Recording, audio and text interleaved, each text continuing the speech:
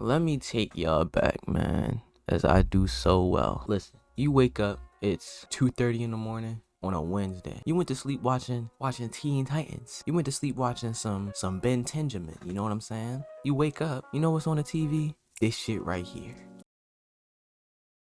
I am the stone that the builder refused. I am the visual. Basically, I'm here to talk about the Boondocks. That fucking, bro, can we talk about it for like a good, like, I don't know, 15 something minutes? Like, that show is just so fucking good. Let me, whatever. That show is so good. It's so beautiful, right? As a black person who was alive during the 2000s, I was born in '06. Shut the fuck up. I still know what the Boondocks is, bitch. Anyway. Okay. Anyway, yeah, I was born in '06, so I know what the Boondocks is. I've watched very many episodes. I love the show so much. Huey and Riley are they them niggas. I don't know what else to tell you. Huey and Riley, that's just they just that nigga for real. But I love that show so much because it focuses so tightly and so exclusively on black culture. If y'all watched my last video, which you should check it out, it's the best fucking video I've ever made, I swear to God. But if y'all watched my last video, you'll know that, like, I'm a big fan of being black. I like black culture. I'm not a coon. Like, but yeah, I'm a huge fan of black people and being black. So when a show like the Boondocks comes on and that fucking theme song pops in your head, hey Alexa, play the Boondocks theme song. I'm stone that the builder refused. I am the visual, the inspiration that made ladies sing the blues. I'm the spark that makes your idea bright. The same spark that lights the dark so that you can know your left from your right. I am the ballot in your box, the bullet in your gun, the inner glow that lets you know to call your brother son. The story that just begun, the promise of what's to come. And I remain a soldier till the war is won. God damn it! God damn! That's the hottest verse of all time. That motherfucker put his whole Ashe Russi into that motherfucking song. When you hear that song come on, though, you get excited. Black people, black brethren, black brother, bitch, black brothers and sisters, let me know if when you hear the Boondocks theme song, you get up and start moving, cause that's what that shit make. I'm hot. I'm wearing a hoodie, but it's 47 degrees outside. I'm wearing a hoodie and I'm hot. Anyway, like it's that song good as shit. But the show is even better because it focuses so, like I said, exclusively on black culture. Leads me into a second talking topic. White people's experience, and honestly anyone outside of black culture's experience with the Boondocks. Because I don't know if you know, but white people have watched the Boondocks. We know it happens because they were on Cartoon Network. They woke up to the same shit we woke up to. But understand that the relationship that they have with the show is completely different than the relationship we have. Whereas as black people, we see all of the flaws within our community and how this show points them out and pokes fun at them.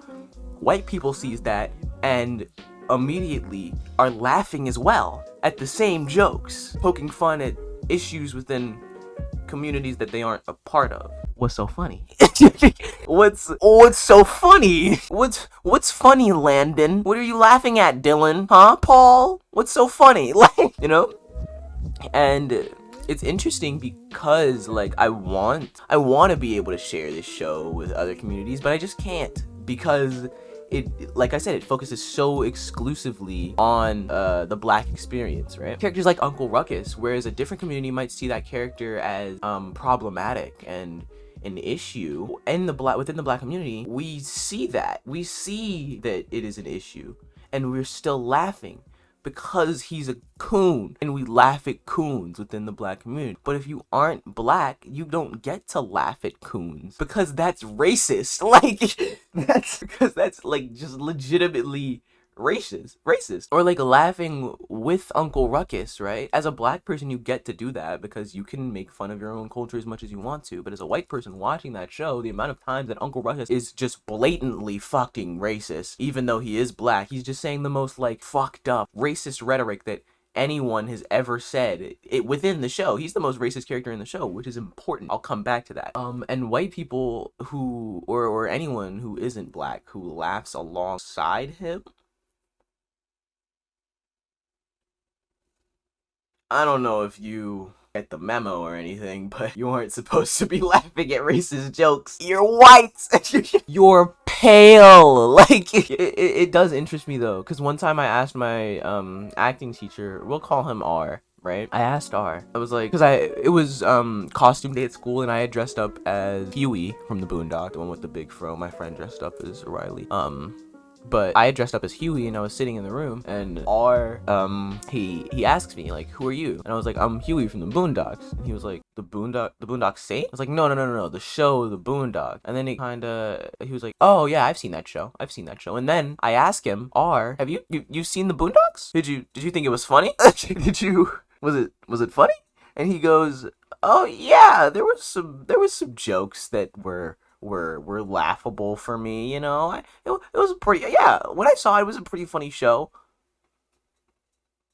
I stared at it. I stared at him exactly like this, like. That's exactly what I did. And I don't think that's probably the most tame reaction I could have had. That was crazy to me. This nigga said the Boondocks is funny. He's not a nigga. He's pale. But yeah, like he white as hell. But yeah, it's just interesting to me that someone who's white could genuinely understand the jokes within the Boondocks and laugh at it. That's honestly a little problematic, especially when there's no like white. I mean, not to say that white people can't relate to black people. On a certain level, they can't, but in some aspects, they can. There's no real like connection to whiteness in 90% of the characters. The only character that I could imagine people being like, oh yeah, he's kind of white is Tom DuBois, right? Tom DuBois, whatever. Tom is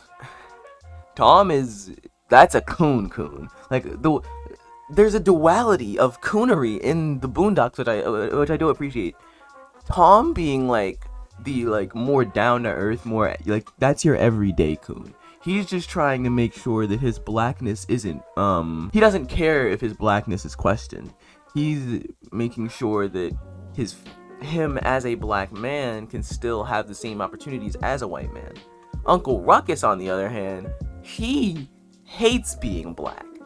And it's interesting though, because his blackness is never questioned. It's something interesting where if you go off the deep end of coonery, like your blackness isn't questioned as much, because now you're getting away with, people just think that you're funny, really. You're getting away with making jokes about black people and calling niggas monkeys and shit, when you might actually mean it, but no one cares, cause nigga, you black. Like, it doesn't matter. Whereas Tom is like in this place where people think that he thinks he's better than everybody else. And that's an issue for a lot of people, but especially an issue for Tom, because he's not, and he doesn't think that. It's just because of the way he speaks and how he tries to keep his brand as Tom DuBois, this respectable black gentleman.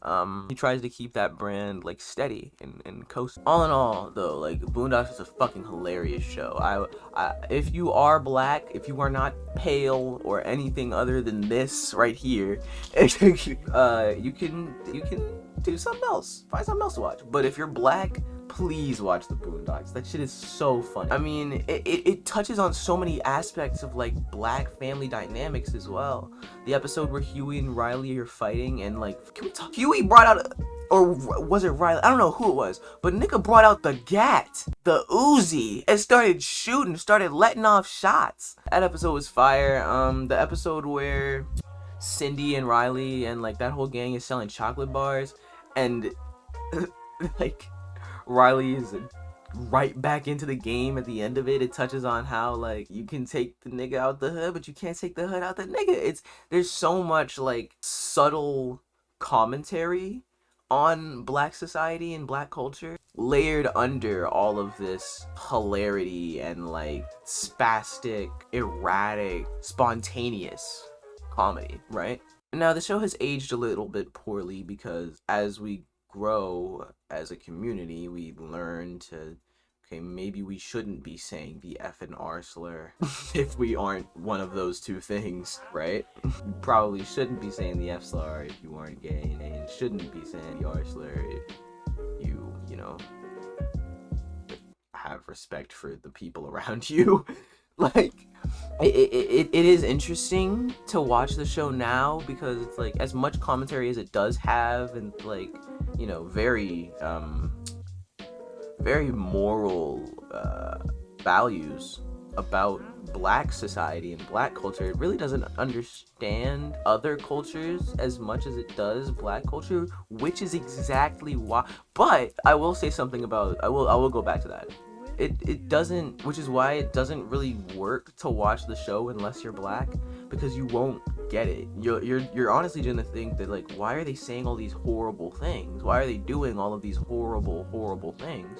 You won't get it unless you're black. Going back to what I said about the F slur though, that is layered underneath this layer of, like, obviously this is wrong. Like, Riley is saying these bad things about gay people because of the society around him, right? And the only reason that Riley does it is because he's just misguided. Most of, like, of course, like, the adults and the rappers will say it because that's the brand that they have to uphold. But think about it. Huey doesn't say it. Granddad doesn't say it. Uncle Ruckus doesn't even say it. Like, it's really just this layer of, like, societal norms and how it troubles the children in our society, to a point where we're influencing our kids so much off of people that they don't even know, to the point where they're saying and doing things based off of the decisions of someone in fucking South Carolina. Like, you don't know that person, but because you think he's cool, you're gonna do all this stuff because that's what you've been told to do. It's interesting.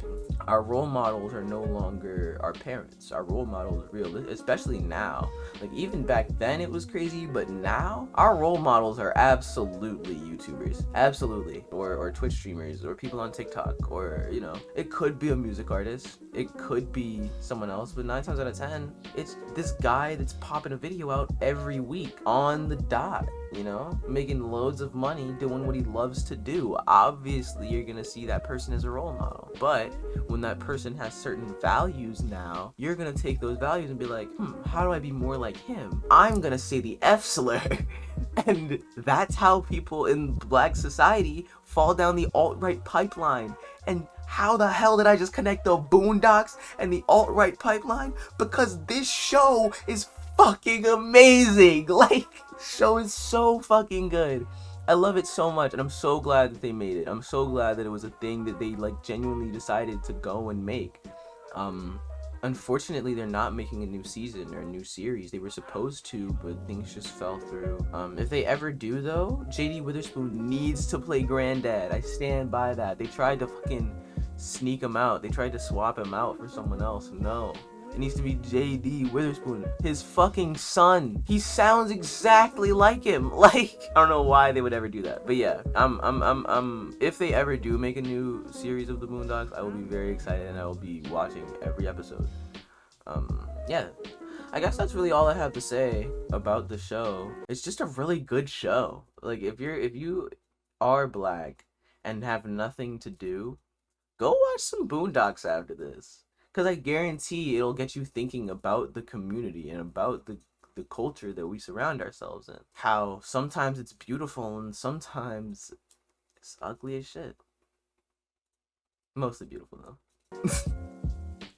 Thank y'all for watching. Like, subscribe, comment, all the bullshit. Tell me what you like, tell me what you dislike. And I'll see y'all in the next one. Peace. Bye.